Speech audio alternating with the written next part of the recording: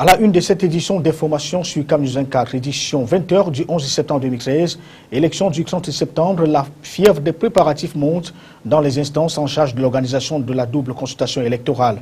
Pendant ce temps, dans les partis politiques, l'on est à peaufiner les dernières stratégies pour être tout simplement prêt au démarrage de la campagne électorale annoncée pour dimanche prochain. Économie, une heure des microfinances sur le campus de l'Université de Douala. Les experts regroupés dans le cadre d'un colloque de 3 jours vont passer au peigne fin les nombreux mots qui minent ce secteur d'activité au Cameroun. Voilà pour le sommaire. Les détails à tout de suite. Merci de rester sur Camuzin 4. D'abord, le marché public avec le ministère en charge du domaine qui est à redéfinir ses missions.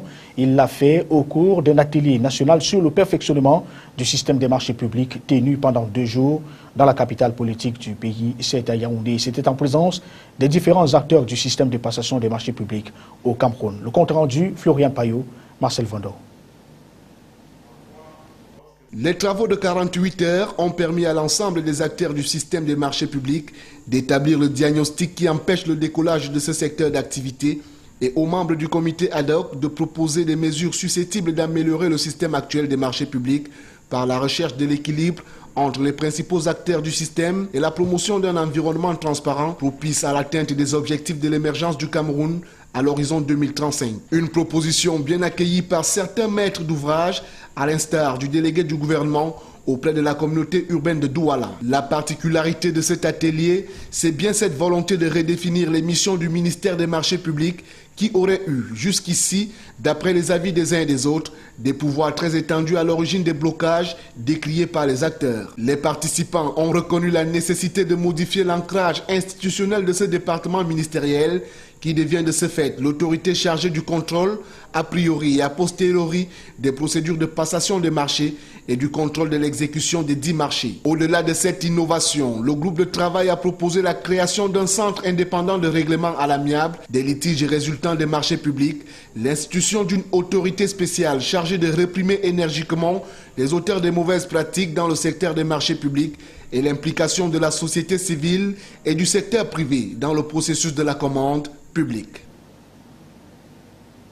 L'histoire a fait et fera encore probablement l'actualité jusqu'à ce que le 9e membre du groupe soit retrouvé. De quoi parle-t-on ici? Eh bien, c'est des 8 des 9 enfants disparus depuis une dizaine de jours à Boulunga par Mwanko dans le département de la Sanaga-Maritime, région du littoral. Ils sont bel et bien vivants, ces 8 qui ont été retrouvés. La nouvelle de leur apparition a suscité la descente du gouverneur de la région du littoral et bien d'autorités qui annoncent la poursuite des recherches pour retrouver le 9e membre du groupe dont on n'a toujours pas de nouvelles. Les rescapés, quant à eux, sont pour l'heure internés à l'hôpital régional annexe d'Idéa, c'est le chef-lieu de la ville Lumière. Le film de cet événement, c'est avec José Ngonga. Le temps d'une journée, le centre de santé de Mwanko a connu la plus grosse fréquentation de son histoire. Ici, autorités administratives et population venue de Bolanga, entourés par bien d'autres curieux, sont tous venus au chevet des 8 des 9 enfants portés disparus le 30 août 2013 dernier.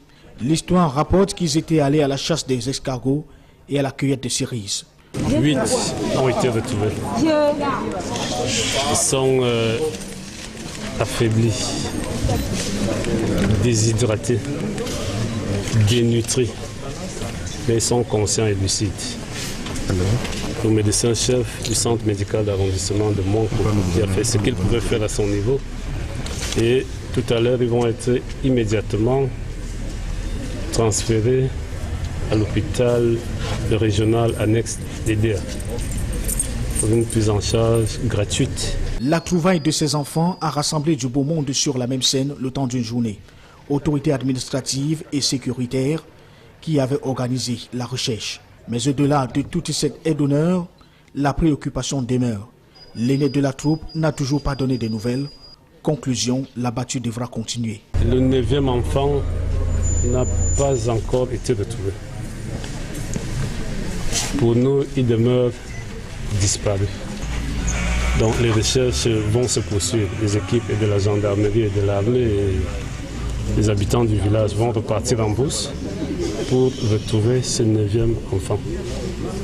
Parce que autant nous nous réjouissons du retour de ces 8 frères et sœurs, ou cousins et cousines, autant son cas nous préoccupe.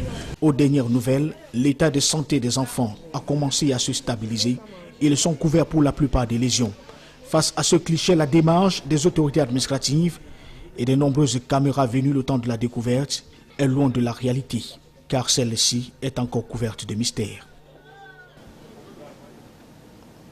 Après les moments d'incertitude, les enfants sont donc revenus au milieu de l'heure, quoique affaiblis. La dame à leur rescousse est tout aussi mystérieuse dans ses dires et fera tout simplement l'objet d'exploitation pour la suite de l'histoire, dont l'entendement laisse tout simplement perplexe. Madame Maniaka s'était elle-même retrouvée dans la forêt. L'on ne sait par quel mystère.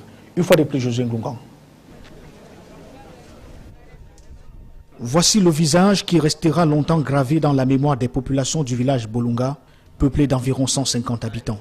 Assise dans un fauteuil, à se faire remonter par une perfusion, Madeleine Maniaka s'évertue à conter l'histoire de son activité auprès des portés disparus. Elle-même s'était retrouvée par hasard dans la forêt. Dans sa vérité à elle, elle révèle une situation qui confond les esprits. La disparition définitive du 9e enfant de la troupe, il aurait été emporté par les eaux. Elle-même a eu la vie sauve grâce à l'assistance du bon Dieu. C'est une citation. Ils étaient là à 8. C'est là que je demande. Ils m'ont dit, vous tous vous êtes là. Ils m'ont dit non, l'autre est mort. L'autre voulait traverser. Il a dit que lui ne traverse plus, il ne peut plus dormir dans la pousse. Il va rejoindre sa grand-mère. Il me dit non, il ne traverse pas. Il a dit qu'il traverse, il a traversé. Il est tombé dans l'eau, il est mort. Au bout de course, sa sortie de forêt en compagnie d'un des infortunés alertera les villageois et les autorités qui comptent d'ailleurs l'exploiter pour la suite de l'histoire. La 10e personne, c'est une personne adulte qui n'était pas avec les enfants. C'est Madame Maniaka qui s'est retrouvée en brousse depuis 5 jours. On ne sait trop comment.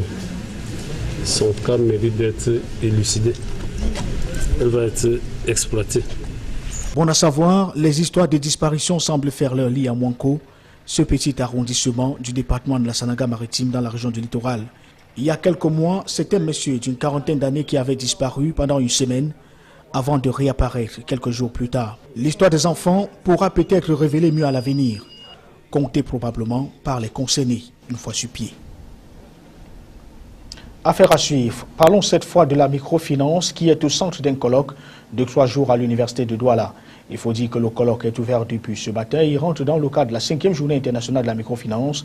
Pendant 3 jours, les experts de ce secteur vont passer au peigne fin des nombreux maux auxquels font face les institutions financières de cet acabit. Ils tenteront ainsi de trouver des solutions thérapeutiques.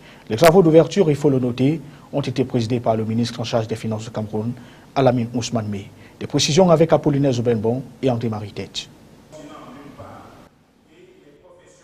C'est un véritable rendez-vous du donner et du recevoir qui a réuni ce 11 septembre à Douala enseignants et chercheurs. Pendant 3 jours, ils vont parler des mutations et des crises de la microfinance. Alamine Ousmane Meh, ministre des Finances, invité à l'ouverture de ce colloque de 3 jours, a saisi l'occasion pour faire l'état des lieux de la microfinance à travers le pays. Plus de 350 établissements de microfinance sont opérationnels et apportent une contribution énorme en matière de mobilisation et sécurisation de l'épargne, puisque plus de 380 milliards ont été mobilisés pour accompagner évidemment les clients ou membres à travers des financements adéquats, autant pour leurs projets générateurs de revenus que pour les préoccupations sociales, puisqu'il y a une composante importante qu'on oublie souvent au niveau donc des établissements de microfinance, c'est l'accompagnement des membres. Et ce qui nous permet de dire qu'avec plus de 230 milliards injectés dans notre économie et l'accompagnement que ce secteur apporte à ses membres et à ses clients, c'est important que les pouvoirs publics prennent cela en considération. Étant conscient de la crise qui a toujours prévalu au sein de ces institutions financières, le ministre Alamine Ousmane Meh espère que les assises de Douala viendront redorer le blason de ces secteurs d'activité. Nous avons la conviction qu'au terme des 3 jours qui vont recevoir au sein donc de ces campus les différents acteurs, les participants à ce colloque, nous pourrons avoir des recommandations, des conclusions très riches, très fructueuses qui permettront donc au Cameroun de se préparer à affronter les défis futurs du secteur de la microfinance, de faire en sorte que nous tous, nous soyons rassurés quand on parle d'un établissement de microfinance dans notre environnement. Cette rencontre de 3 jours est organisée par l'Université de Douala en collaboration avec l'INSET et l'Université d'Orléans-Sans-Force. La 5e journée internationale de la microfinance intervient après la 4e car il a pris pendant 3 jours, ils vont parler des mutations et des crises de la microfinance.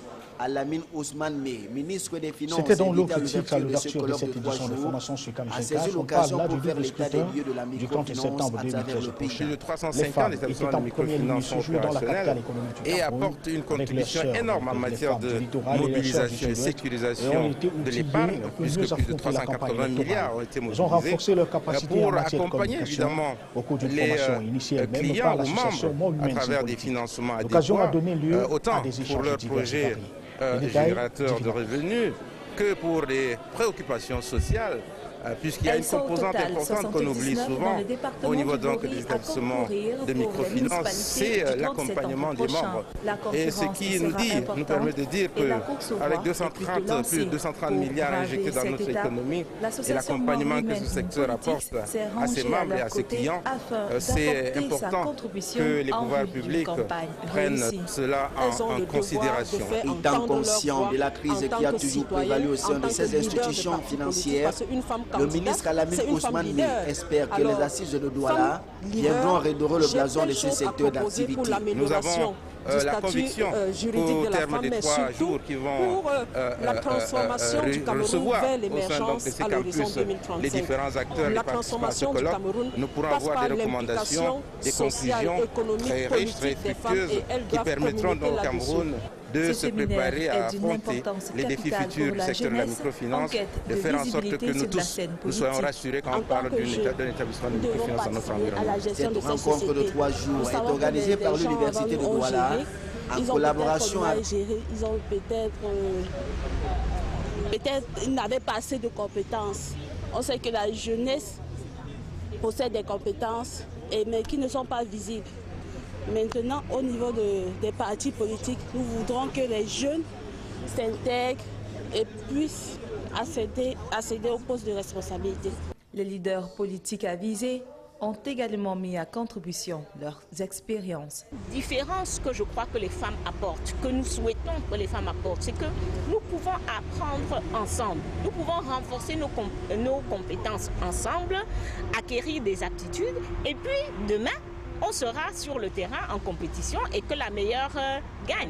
Simulation des débats télévisés, campagne électorale, critiques, exposés en meubles et travaux. Les femmes politiques pourront ainsi, à travers cela, acquérir une forte confiance en soi en s'abreuvant d'un renforcement des techniques de campagne des potentielles candidates.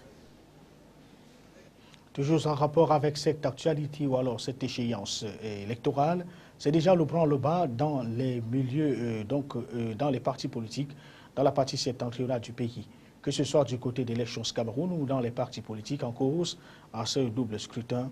Les uns et les autres s'activent pour être prêts au jour J. Les détails avec Giscard Bonnier et Riticheux. L'engouement qui anime les équipes d'Élections Cameroun montre à suffire l'imminence du double scrutin. Les antennes communales dans le Nord ont déjà le premier lot du matériel électoral. Dans les tout prochains jours, il sera complet avec les bulletins de vote. Les distributions des cartes, nous sommes à plus de 94% de taux de distribution et que nous n'attendons véritablement que les bulletins de vote, qui d'ailleurs, depuis hier, n'est-ce pas, sont en route. L'imminence se vérifie aussi chez les acteurs qui se préparent à prendre le départ de la campagne samedi prochain.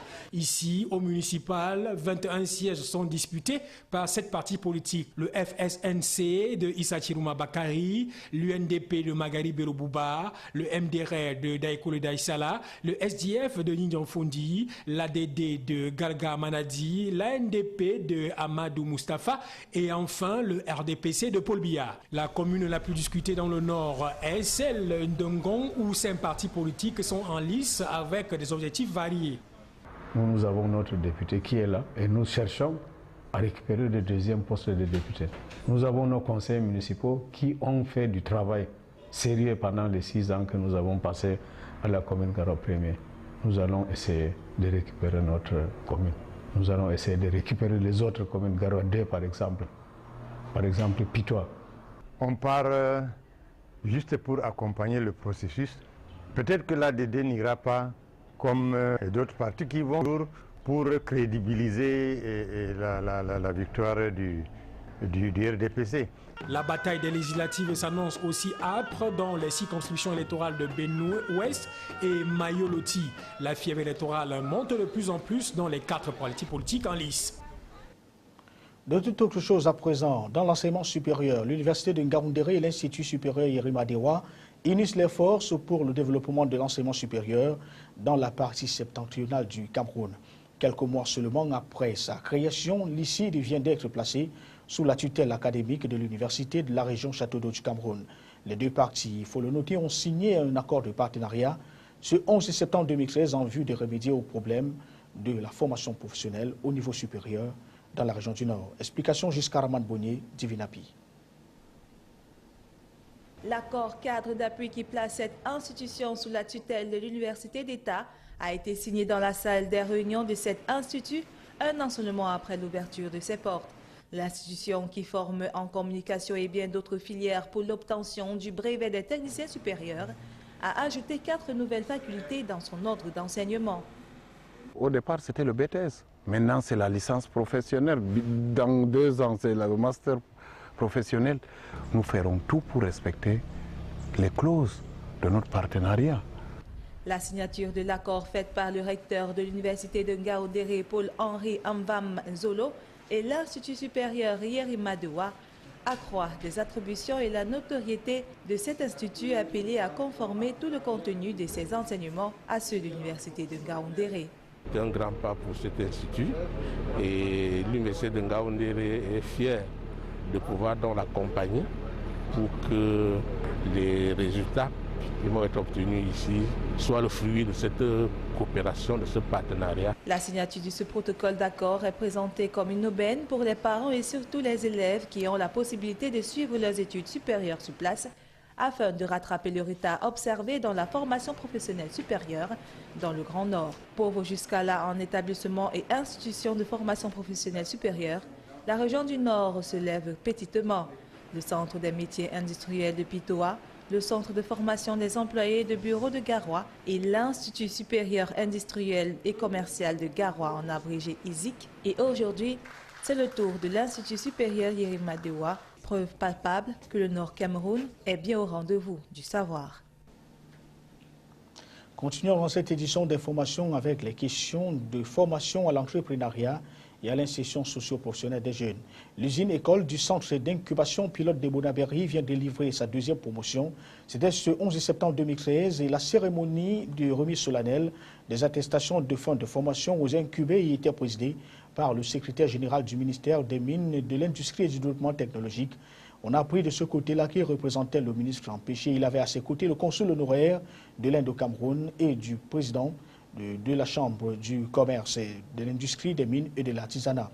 9 incubés sur 11 ont passé avec brio les différentes épreuves théoriques et pratiques sanctionnant leur formation de 2 mois dans cette école pour un taux de réussite de 80%. Créé en 2010, les activités du centre d'incubation pilote sont fondées sur la trilogie formation, entrepreneuriat, emploi. Ces objectifs sont globalement tournés vers la lutte contre le chômage, la formation technique des jeunes, la transformation mécanisée des produits agricoles et le développement de l'esprit d'entreprise en vue de l'auto-emploi à travers la création des petites unités semi-industrielles.